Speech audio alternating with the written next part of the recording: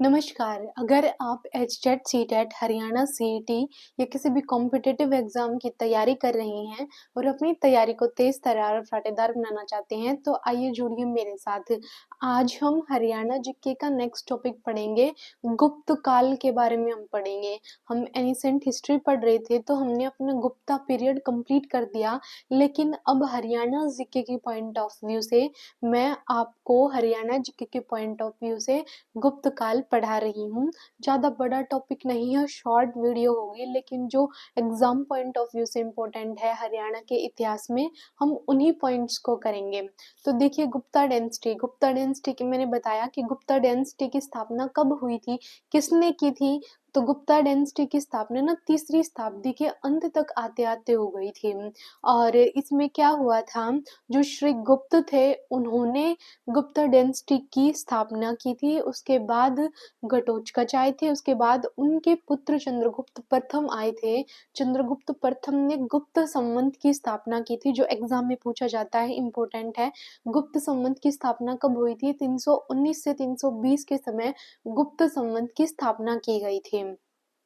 उसके बाद समुद्रगुप्त आया, वेरी इंपॉर्टेंट है। इसका नाम तो आपने सुना ही होगा। इसको भारत का नेपोलियन कहा जाता था। किसने कहा समुद्रगुप्त को भारत का नेपोलियन? तो वी.एस. स्मिथ ने भारत का नेपोलियन कहा था समुद्रगुप्त को। और समुद्रगुप्त के बाद उसको चंद्रगुप्त द्वितीय उसका पुत्र राजा बना। चंद्रगुप्त द्वितीय के बाद कुमारगुप्त आया, कुमारगुप्त के बाद स्कंदगुप्त आया। तो ये इम्पोर्टेंट राजा हुए गुप्त काल के। कहाँ के? गुप्त काल के इम्पोर्टेंट राजा हुए। तो श्रीगुप्त घटोत्कच, श्रीगुप्त ने स्थापना की, घटोत्कच आया। चंद्रगुप्त प्रथम, इसको प्रथम संस्थापक माना जाता है। इसको क्या माना जाता है? प्रथम संस्थापक माना जाता है। इसने चांदी के सिक्के चलाए थे। समुद्रगुप्त, चंद्रगुप्त द्वितीय, कुमारगुप्त के समय नालंदा विश्वविद्यालय की स्थापना हुई थी। और फिर स्कंदगुप्त आया था। स्कंदगुप्त ने हुणों को हराया था। स्कंदगुप्त ने क्या किया था? हुणों को हराया था। और जो ये महान विद्वान थे, जैसे धन्वंतरी, कालिदास, आर्यभट्ट, धन्वंतरी, कालिदास, आर्यभट्ट, ये किसके समय आए थे?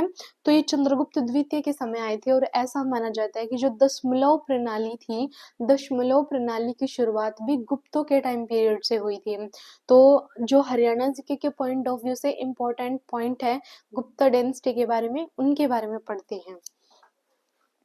सुनिए, पहले मैं इम्पोर्टेंट पॉइंट्स बताऊंगी और फिर जो क्वेश्चन है उनको पढ़ेंगे हम। तो गुप्त साम्राज्य की नींव किस शासक ने रखी थी? गुप्त साम्राज्य की नींव श्री गुप्त ने रखी थी। और इसकी स्थापना कब हुई थी? 275 ईस्वी में इसकी स्थापना हुई थी। 275 ईस्वी में। यह काल वास्तुकला और मूर्तिकला का सबसे समृद्ध काल है। इसी काल को स्वर्ण काल भी कहा जाता है। क्या कहा जाता है? स्वर्ण काल भी कहा जाता है।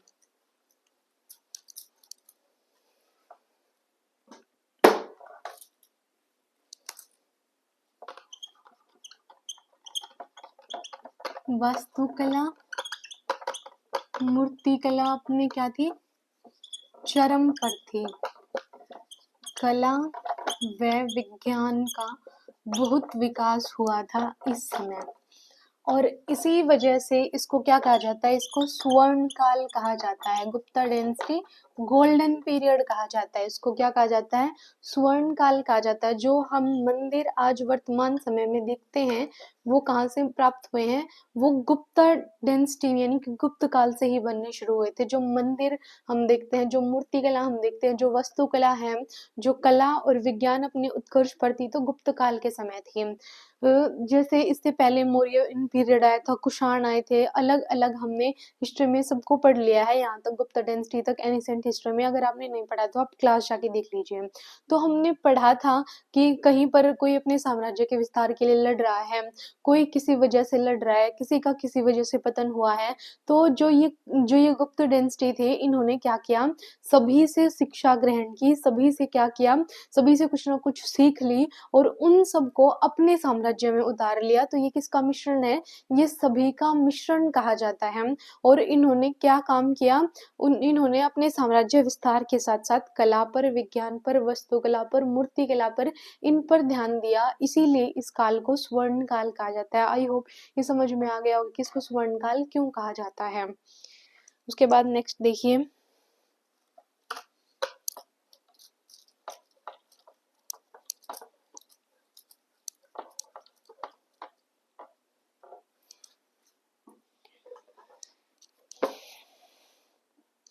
गुप्त काल की भाषा कौन-सी थी? ये हिंदू ही थे, तो गुप्त काल की भाषा थी संस्कृत। और धर्म कौन-सा था? जो धर्म था वो हिंदू धर्म, बौद्ध धर्म और जैन धर्म तीनों धर्मों का विकास इस समय हुआ था। केवल बौद्ध धर्म को ही, ना केवल जैन धर्म को ही, ना केवल हिंदू धर्म को ही प्रभुत्व था, बल्कि इन तीनों का विकास हुआ था। और राजा किस धर्म के थे? हिंदू धर्म के थे। हमने पढ़ा था कि जो समुद्रगुप्त है वो गरुड़ की प्रतिमा बना रहा है, जो कुमारगुप्त है वो मयूर की प्रतिमा बना रहा है। ऐसे अलग-अलग मतलब अपने सिक्कों पर प्रतिमाएँ अंकित करते थे भगवान को समर्पित करने के लिए। तो हमें पता चला कि इनकी भाषा कौन-सी थी? गुप्तों की भाषा थी संस्कृत। संस्कृत। सॉरी भाई, मेरे मार्कर की कैप गिर गई थी। तो भाषा कौन-सी थी? भाषा थी संस्कृत। और धर्म हिंदू भी था, बौद्ध धर्म भी था और जैन धर्म भी था। क्योंकि हमें बौद्धों के बारे में भी जानकारी मिलती है, हमें जैन धर्म के बारे में भी जानकारी मिलती है, और हिंदू तो मंदिर ही मिलते हैं। हिंदू तो खुद ये गुप्त थे ही। ये बौद्ध धर्मों को भी जो क्या थे, दान वगैरह दिया करते थे, उनके विकास के कार्य भी किया करते थे ये। तो तीनों धर्म थे, बौद्ध, हिंदू और जैन। भाषा संस्कृत थी। इम्पोर्टेंट है, ये पूछ लिया जाएगा कि बौद्ध धर्म की भाषा कौन सी थी, तो संस्कृत भाषा थी। उसके बाद देखिए, गुप्त साम्राज्य के शासक विष्णु भगवान के उपासक थे। विष्णु भगवान के, हिंदू तो धर्म था ही, विष्णु भगवान को ज्यादा मानते थे ये। विष्णु भगवान की ज्यादा पूजा करते थे, विष्णु भगवान को ज्यादा मानते थे। उसके बाद देखिए, समुद्रगुप्त को विंसेंट स्मिथ ने क्या कहा है? भारत का नेपोलियन की उपाधि प्रदान किया। जो समुद्रगुप्त था ना, ये बहुत बड़ा सम्राट था। इसने उत्तर के 9 और दक्षिण के 12 राजाओं को क्या किया था? 12 राजाओं को जीत लिया था। उत्तर के 9 और दक्षिण के 12 राजाओं पर विजय प्राप्त की थी। देखिए,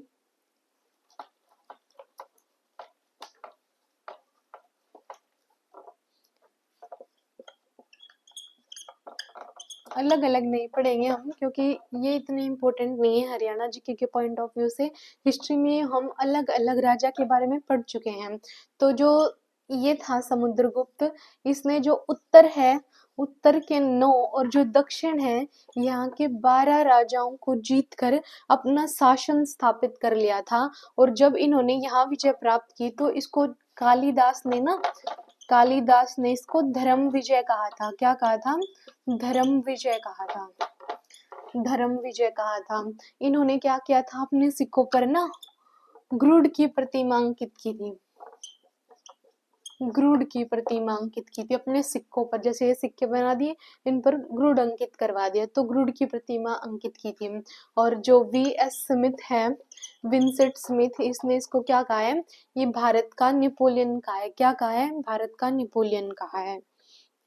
उसके बाद देखिए, चंद्रगुप्त द्वितीय को विक्रमादित्य भी कहा जाता था। चंद्रगुप्त द्वितीय थे जो, उनको क्या कहा जाता था? विक्रमादित्य भी कहा जाता था।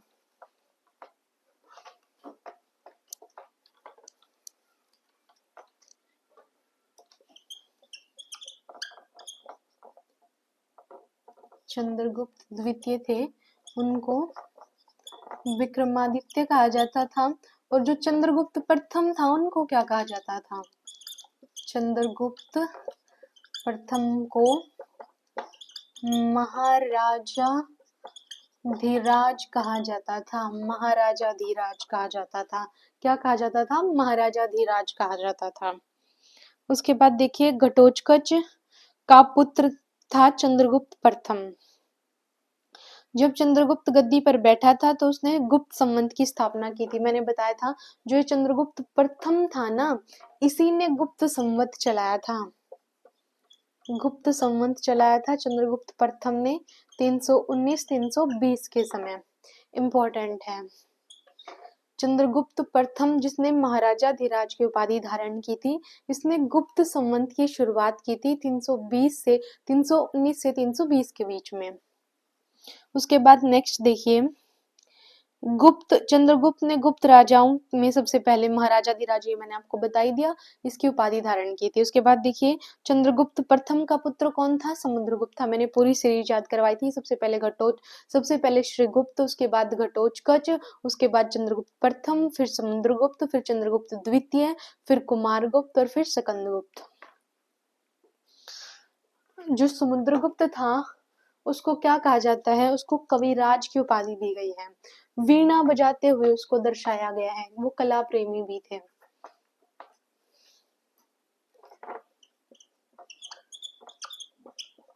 समुद्रगुप्त, कविराज, वीणा बजाते हुए, वीणा बजाते हुए उसको क्या है? उसको दर्शाया गया है, वीणा बजाते हुए दर्शाया गया है। और क्या करते हुए? वो कविराज की उपाधि धारण की है उन्होंने। समुद्रगुप्त संगीत प्रेमी थे, यह पता उनके सिक्कों से चलता है क्योंकि उसको वीणा बजाते हुए दिखाया गया है। समुद्रगुप्त के पुत्र का नाम था चंद्रगुप्त द्वितीय, और चंद्रगुप्त द्वितीय के दरबार में चीनी यात्री फाहियान आता था। गुप्तों के समय कौन चीनी यात्री आता था? फाहियान। फाहियान फाहियान आता था यात्रा के लिए, चीनी यात्री था ये। चंद्रगुप्त द्वितीय ने विक्रमादित्य की उपाधि धारण की थी। गुप्त काल में मंदिरों का निर्माण शुरू हुआ था, ये मैंने आपको क्लियर कर दिया। इसको भारतीय संस्कृति का स्वर्ण काल कहा जाता है। क्यों कहा जाता है ये भी मैंने आपको बता दिया है। उसके बाद देखिए चंद्रगुप्त द्वितीय ने शकों पर विजय के बाद चांदी के सिक्के चलाए थे। धनवंतरी, जो भी ये महान शासक थे ना, वो चंद्रगुप्त द्वितीय, महान मतलब विद्वान थे, वो चंद्रगुप्त द्वितीय के समय आए थे, जैसे धनवंतरी, आर्यभट्ट, कालिदास। गुप्त वंश के शासन व्यवस्था कैसी थी? राजतंत्रात्मक। राजतंत्रात्मक थी। पहले पिता, फिर उसका पुत्र, फिर उसका पुत्र, ऐसे राजा बनते थे। तो कैसी व्यवस्था थी? राजतंत्रात्मक व्यवस्था थी। उसके बाद देखिए समुद्रगुप्त के काल में प्रयाग प्रशस्ति का उल्लेख हुआ। ये अभिलेख किसने लिखा था? हरिशेन ने लिखा था। नालंदा यूनिवर्सिटी की स्थापना कुमारगुप्त के समय हुई थी, बता चुकी हूँ। स्कंदगुप्त ने किसको हराया था? हुणों को हराया था। स्कंदगुप्त ने और क्या किया था? सुदर्शन झील का पुनरुद्धार किया था।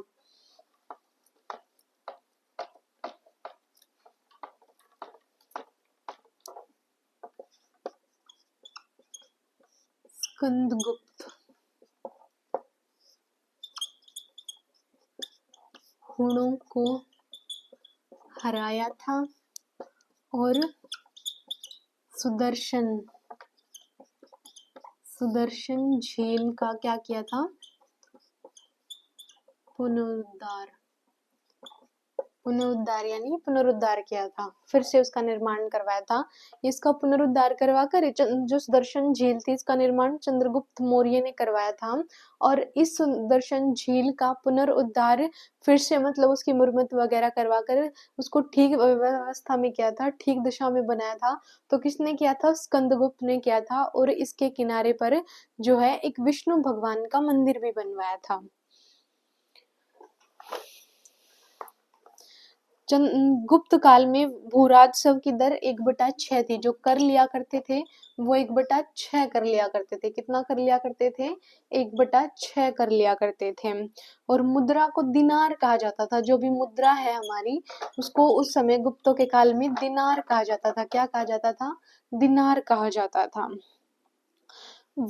बाल विवाह प्रथा और सती प्रथा गुप्तों के समय शुरू हुई थी। लिख लीजिए, इंपॉर्टेंट है। जो मैं लिख रही हूँ ना बोर्ड पे पॉइंट्स, ये बहुत इंपॉर्टेंट है। आप इनके स्क्रीनशॉट भी ले सकते हैं। जो बाल विवाह प्रथा और सती प्रथा, ये कब शुरू हुई थी? ये गुप्तों के टाइम पीरियड में ही आई थी दोनों। ऐसा माना जाता है कि गोपाल दास था, वो सेना में भर्ती था और सेना में किसी वजह से उसकी मृत्यु हो गई थी। तो जो उस गोपाल दास की पत्नी थी ना, वो उसके साथ ही सती हो गई थी। ऐसे अवशेष मिलते हैं गुप्त काल के समय। तो इसलिए माना जाता है कि सती प्रथा और बाल विवाह का प्रारंभ किस काल में हुआ था? गुप्त काल में हुआ था। दशमलव प्रणाली का आविष्कार कब हुआ था? तो गुप्तों के समय ही हुआ था।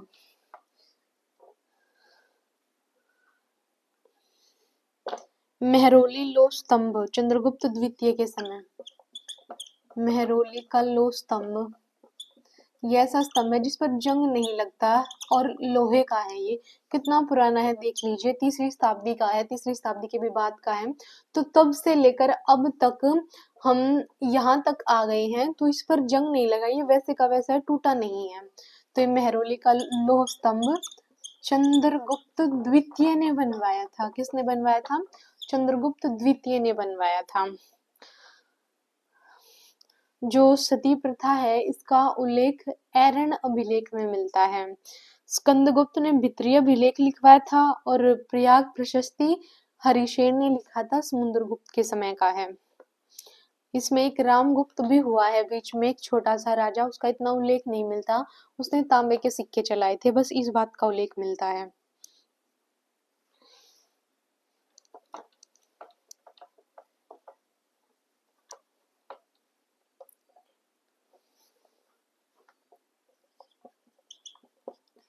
कालिदास की कुछ पुस्तकें बहुत इंपॉर्टेंट हैं, कुछ पुस्तकें हैं उनको लिख लीजिए। कुमार संभव, मालविका, अग्निमित्र, मालविका अग्निमित्र, अभिज्ञान शाकुंतलम इम्पोर्टेंट है, पूछ ली जाएगी कि किसकी पुस्तकें हैं। अभिज्ञान शाकुंतलम, ये तीन ही इम्पोर्टेंट पुस्तकें हैं कालिदास की। ये गुप्तों के समय ही आए थे, चंद्रगुप्त द्वितीय के समय। तो इनकी एक पुस्तक है कुमार संभव, दूसरी है मालविका अग्निमित्र और तीसरी है अभिज्ञान शाकुंतलम। अभिज्ञान शाकुंतलम, मालविका अग्निमित्र, कुमार संभव, तीनों पुस्तकें बहुत इंपॉर्टेंट है, फिर से याद कीजिए। मालविका अग्निमित्रम किसकी पुस्तक है? तो कालिदास की है। कुमार संभव किसकी पुस्तक है?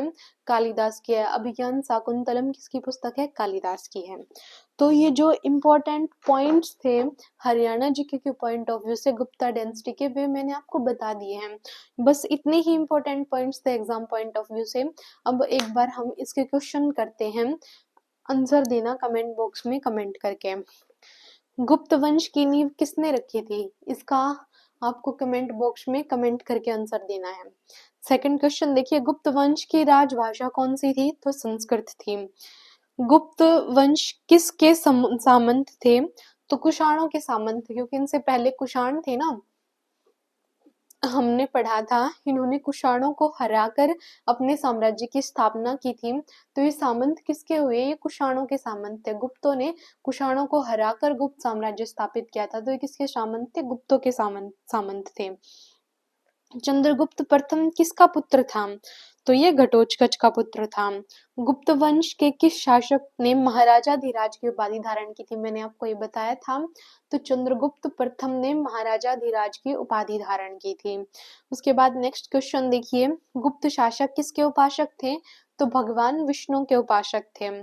समुद्रगुप्त का पुत्र कौन था? तो चंद्रगुप्त द्वितीय था। भारत का नेपोलियन किसे कहा जाता है? समुद्रगुप्त को। किसने कहा था? वी.एस. स्मिथ ने इसको कहा था। गुप्त वंश के किस राजा के समय हुणों के आक्रमण हुए थे?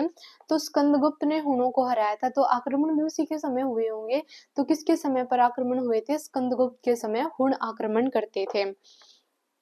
उसके बाद नेक्स्ट क्वेश्चन देखिए, गुप्त वंश किसके लिए प्रसिद्ध था? मैंने बताया था सबसे पहले कला, वस्तुकला, मूर्तिकला, कला और विज्ञान, इनके लिए प्रसिद्ध था। तो कला और स्थापत्य के लिए प्रसिद्ध था। गुप्तों के काल के दौरान ऐसा कौन सा व्यक्ति था जो एक महान खगोल विज्ञानी और गणितज्ञ था, जिसने दशमलव प्रणाली की शुरुआत की थी? तो वो था आर्यभट्ट। गुप्तों के समय, चंद्रगुप्त द्वितीय के समय हुआ करता था ये। अजंता की गुफाएं किस वंश से संबंधित हैं? तो गुप्त वंश से संबंधित हैं। कालिदास किसके राजकवि थे? तो चंद्रगुप्त द्वितीय के थे। धन्वंतरी किसके थे? धन्वंतरी एक चिकित्सक थे, तो वो भी चंद्रगुप्त द्वितीय के थे। गुप्त वंश में नालंदा विश्वविद्यालय की स्थापना किसके साम्राज्य में हुई थी? कुमारगुप्त के समय हुई थी। फाहयान किसके शासनकाल में भारत आया था? ये भी चंद्रगुप्त द्वितीय के शासनकाल में ही भारत आया था। कविराज की उपाधि किसने धारण की? समुद्रगुप्त ने। वीणा बजाते हुए किसे दिखाया गया? समुद्रगुप्त को। धन्वंतरी कौन थे? एक चिकित्सक थे। गुप्त वंश की शासन व्यवस्था कैसी थी? हम पढ़ चुके हैं, लोकतंत्रात्मक थी। 16, 17 और 19 जो अजंता की गुफाएं हैं, नंबर याद रख लीजिए। 16, 17 और 19 नंबर की जो अजंता की गुफाएं हैं, ये गुप्त काल से संबंधित हैं। किससे संबंधित है? गुप्त काल से संबंधित है। मंदिरों का निर्माण किस वंश में शुरू हुआ था? तो गुप्तों के समय ही शुरू हुआ था। गुप्त संवत की शुरुआत कब से कब तक थी? 319 से लेकर 320 तक। किसने की थी? चंद्रगुप्त प्रथम ने। प्रयाग प्रशस्ति किसने लिखा था? हरिशरण ने। प्रयाग प्रशस्ति में किसका उल्लेख है? समुद्रगुप्त का। गुप्त काल में भू राजस्व दर कितनी थी? 1/16, 1/6। गुप्त काल में मुद्रा को क्या कहते थे? दिनार। बाल विवाह कब से शुरू हुआ? गुप्तों के काल से। तो यही थे इम्पोर्टेंट क्वेश्चन आज की क्लास में। हमने क्या देखा? गुप्तों के जो इम्पोर्टेंट पॉइंट्स थे वे देखे और जो उन्हीं पर डिपेंड क्वेश्चन थे वो पढ़े। क्लास ज़्यादा बड़ी नहीं ले रही हूँ, कंप्लीट हो गया है Gupta density according to Haryana GK point of view से। तो आज की क्लास में इतना ही। जो मैंने आपसे क्वेश्चन पूछा उसका आंसर कमेंट बॉक्स में करना। और ये याद रखना इम्पोर्टेंट है, कुमार संभव, मालविका अग्निमित्र, अभिज्ञान शाकुंतलम, ये कालिदास की पुस्तकें हैं। जो भी मैंने बताए हैं पॉइंट्स वो सभी इम्पोर्टेंट है गुप्ता डेंसिटी के। तो आज की क्लास में इतना ही। धन्यवाद।